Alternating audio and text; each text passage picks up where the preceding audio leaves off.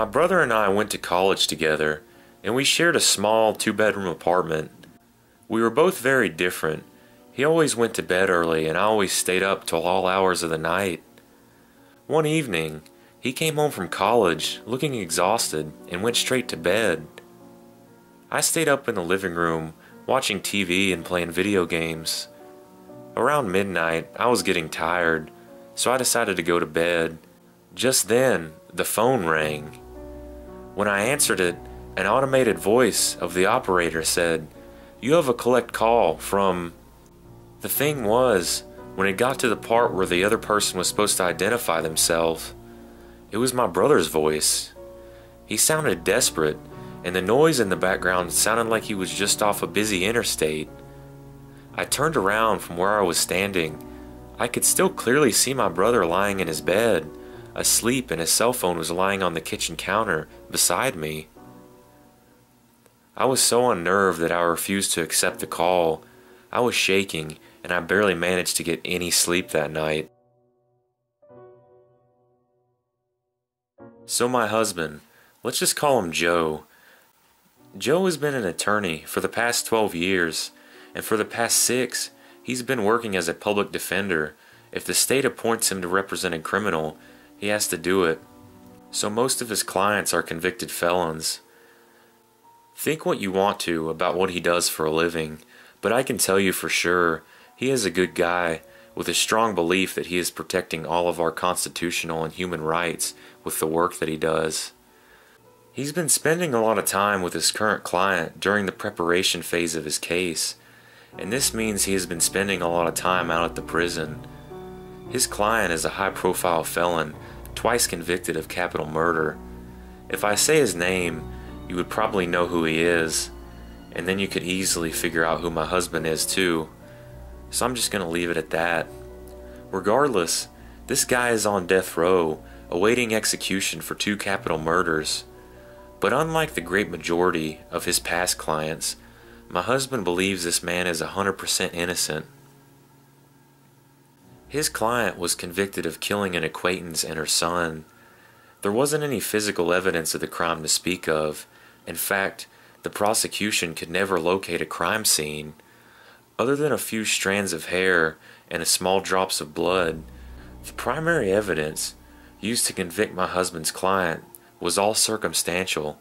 Some emails, a couple of past incident reports involving my husband's client and the victim, a theoretical timeline established by some sketchy eyewitness accounts, video surveillance at a gas station a few blocks away from the location of where the remains of the victims were found, and a 911 call from an unidentified male on the night the prosecution alleges the crime was committed. That's shaky evidence at best. But when the person is an ethnic minority in a pro-capital punishment state, you would be amazed how little the DA sometimes needs to convince 12 people to send somebody straight to the gas chamber. To be clear, my husband Joe isn't gullible. He's probably the smartest person I know, and he's well aware that most of his clients are actually guilty of the crimes they had been convicted of. In fact, this is only the 3rd time in his career he believes he is defending a totally innocent man. So with such a high-profile client and an appeal that will hopefully end with the freedom of a wrongfully convicted man for Joe, this case is a career changer. He has put everything he has into it, sacrificed so much, and to free an innocent man from prison and save his life. This would validate every belief Joe has ever had about himself and why it's so important to do what he's doing for work. This is one of the reasons that I'm feeling so anxious about what happened last night, and the main reason that I can't say anything to him about what happened. When my husband makes the drive home from prison, usually he leaves there about 10 p.m., and it takes a little over an hour to get home. We talk on the phone. He calls me as he's driving away, and we stay on the phone together as he goes through whatever drive-thru he's getting dinner at that night, and then all the way until he parks the car in our garage. Normally, we don't talk about his case. We just talk about regular life stuff. It's a really nice way for him to unwind from the stressful day he had. Usually when he calls, I'm already in bed. But I had a pretty tough day at work yesterday, and I had a pounding headache when I got home. I didn't even feel like eating. After I changed into my sweatpants, I took 4 Advil with a glass of wine. I know that probably wasn't the best thing to do. And then I got in bed and turned on the TV. I probably fell asleep around 9, and when the phone rang at 5 to 11, it woke me up. My phone said, "Love of my life, Cell." That's his personal cell phone, but I knew it was Joe without having to read it. When he said hi, his voice sounded a little hoarse, a little too tired. But since he was leaving so late, it made some sense. He asked me if he woke me up. I lied and said no. He said I sounded really sleepy. I told him he sounded weird too, but then he changed the subject. For some reason, he wanted to talk about the case. He said, "I saw the photos of the crime scene today, victim 1 and victim 2. There was just so much blood." Now Joe has a dry sense of humor. Like I said before, the bodies of the 2 victims have never been recovered, just some bone and bone fragments. Joe has sometimes joked that he's worried that the secret photos of his client, drenched in blood and holding the heads of his victims. The medical examiner speculated that from some of the marks on the bones, both victims have been decapitated, will show up in the judge's morning mail. So he knows that there is no photos of the crime scene or the victims. "Yeah, right," I said. He was joking, of course. "I bet you found the knife, too." "You mean the axe?"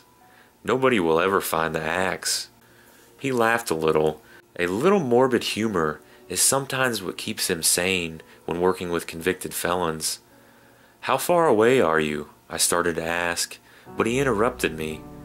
I remember exactly what he said, too, and today I can't get it out of my head. You know, that first swing at her, the boy tried to grab the blade to stop it mid-swing. Can you imagine?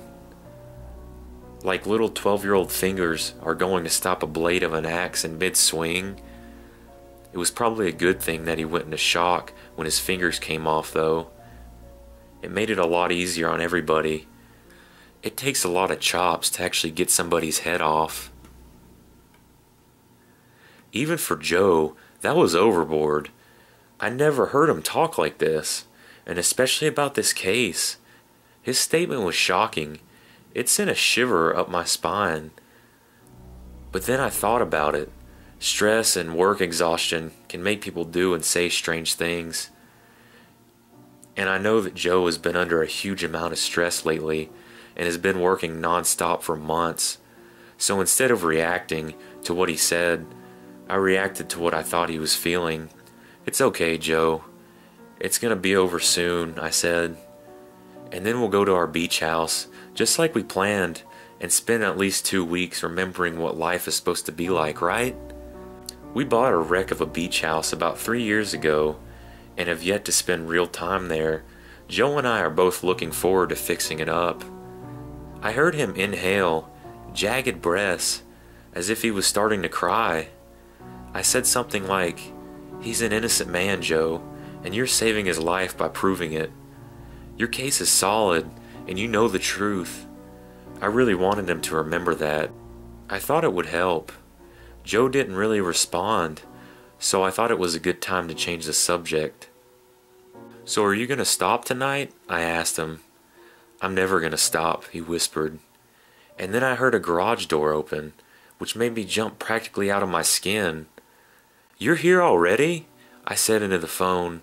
"There's no way you got here that fast." But the call had ended. I heard the back door open, and the sound of footsteps coming towards the bedroom. I would be lying if I said I wasn't afraid. When Joe opened the door, I felt a huge amount of relief at the sight of him, but I was confused, especially considering how he sounded on the phone. He didn't look sad, he didn't look tired, and he didn't look stressed. In fact, he was happier than I think I've ever seen him. He sat beside me on the edge of the bed and hugged me tight as he told me the case was over. The new AG wasn't even going to go through with the trial, and a deal Joe had made just that evening. The state is allowing his client to plead guilty to second-degree murder and commuting his death sentence. Considering time served and his client's good behavior, Joe thinks he'll be out of jail in just a couple of weeks. It's over. Joe won.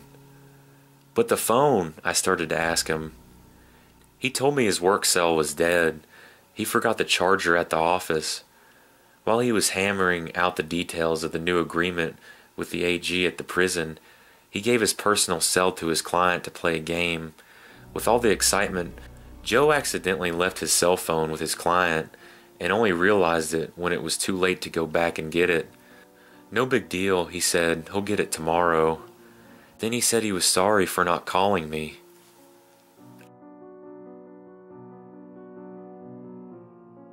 It started out like any other normal day. I woke up and got the kids up and ready for school. I got myself dressed and everyone out the door for their day. I remember driving to work, listening to the morning radio show, and complaining about traffic like usual. My workday went just like any other day. Boring customers with boring problems, and just general work stuff. Then I got one phone call that changed my life forever. I work in a call center, so I'm literally on the phone all day long.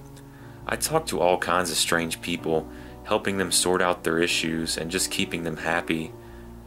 The call that came in at 4:20 that Thursday afternoon was not like any other that I have ever dealt with before. He called and we worked through his real estate issue, and before he ended the call, he thanked me for helping him, and then calmly told me he loves me, and he's sorry for everything. I laughed it off and said, "Oh, it's no problem. That's what they pay me for." He said, "No, I mean everything," and his voice changed and got all gravelly and stalkery feeling. I shivered a little bit and thanked him and ended the call. Going on about my day, I put it out of my mind. I mean, lots of people are super weird. On my way home, I got a call on my cell from a blocked number. I never answered these, but for whatever reason I decided to pick it up this time. "Hello, Anna," said the voice on the other end of the line. "Who is this?" I responded, and then only heard heavy breathing. So I hung up the phone, shaking my head and continuing my drive home. Later that night, I was cooking dinner when the phone rang.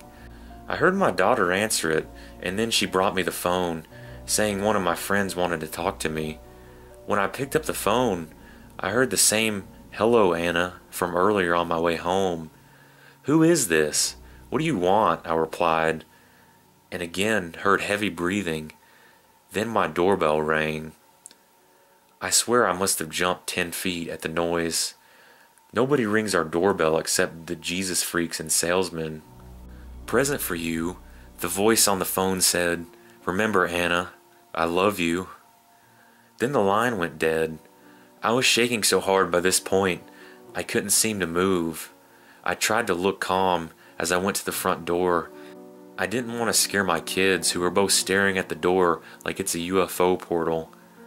Opening the front door, I see a smallish box sitting on my welcome mat with a note on the top that says, "For Anna," in a childish script.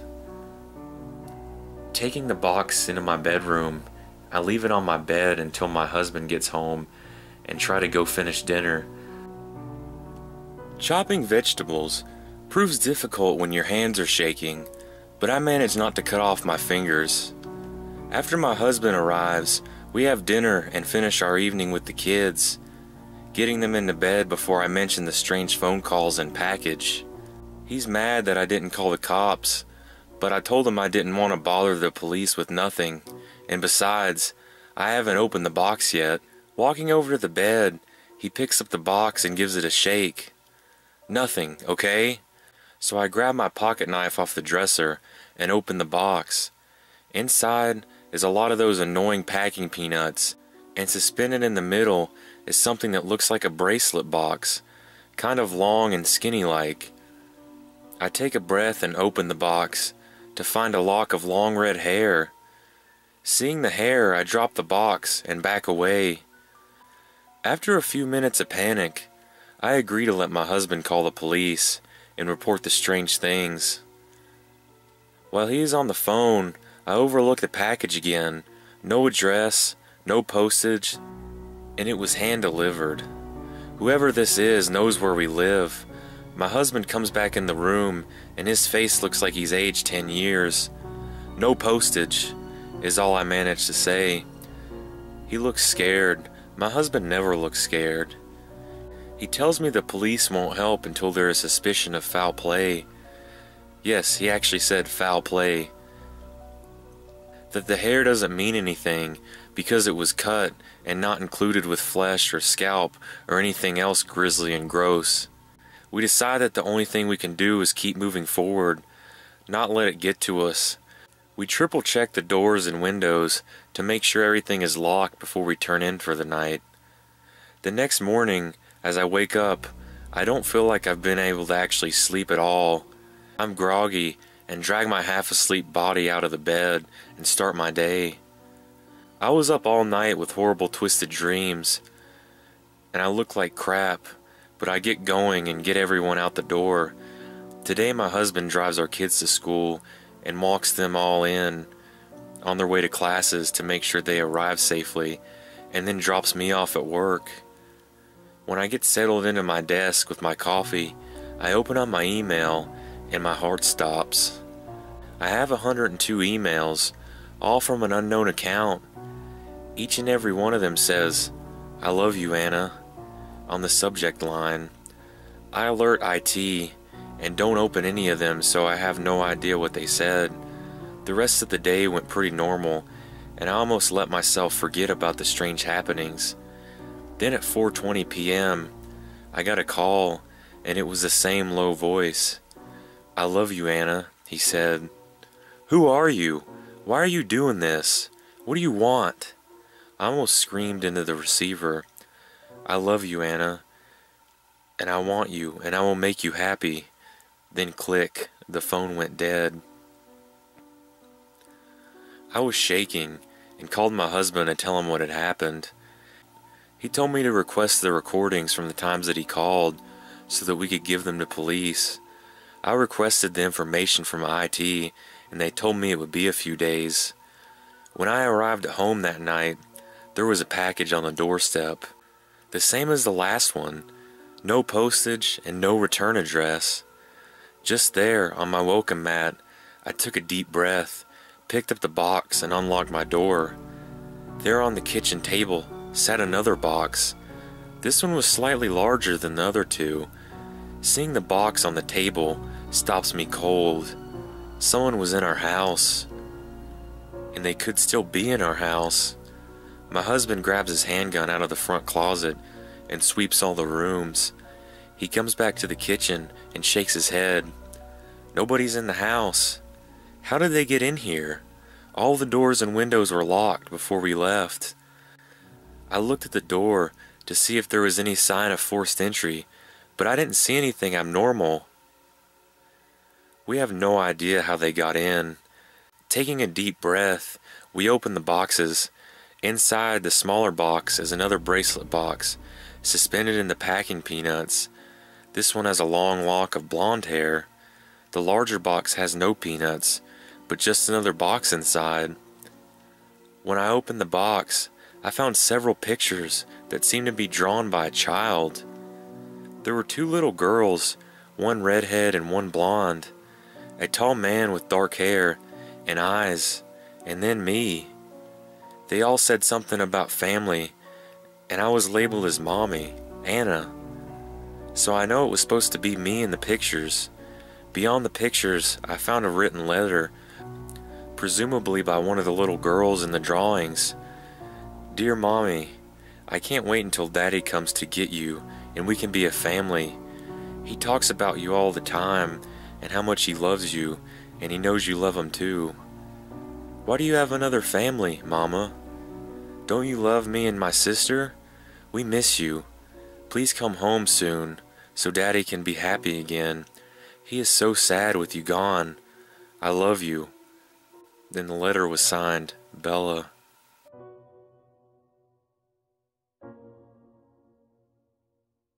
In February of 2007, in Finecrest, Washington, 16-year-old Courtney Kuykendall's phone started sending out random text messages to her friends. Things got weird when someone started calling the members of the Kuykendall family. The caller threatened to kill them, kill their pets, and kill their grandparents. The Kuykendalls contacted the police, and the calls were traced back to Courtney's phone. Of course, the obvious suspect was Courtney. The problem was that the calls continued even when Courtney's phone was turned off, or when her parents had taken it away from her. Things only got creepier from there. Whoever was calling described things that the Kuykendall family were doing, or what they were wearing. The stalker left voicemails that were recordings of conversations they had. Even the one when the police had visited to talk about the calls.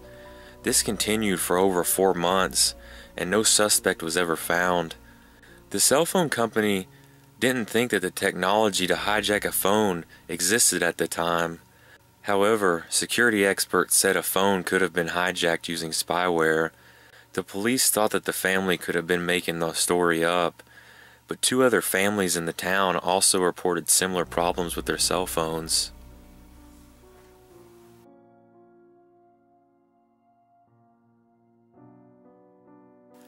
Along a remote stretch of the Ocean Parkway in Long Island, the bodies of 14 women have been found.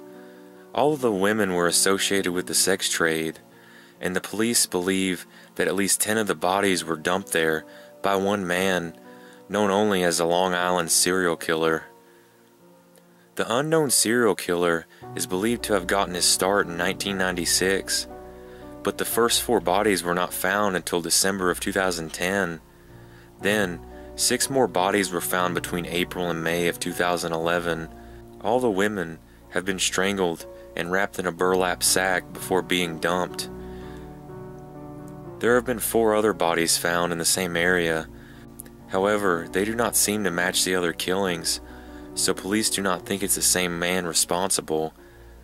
Besides murdering the women, the killer also found a sadistic way to torment the family of one of the victims. On July 10, 2009, 24-year-old Melissa Barthelemy went missing.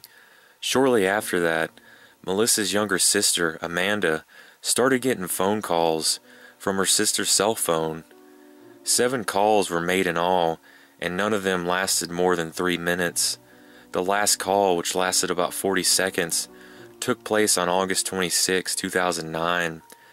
At 1 in the morning, during the call, the unidentified caller admitting he killed Melissa. Melissa was one of the bodies found in December of 2010. The Long Island serial killer has yet to been identified and remains at large.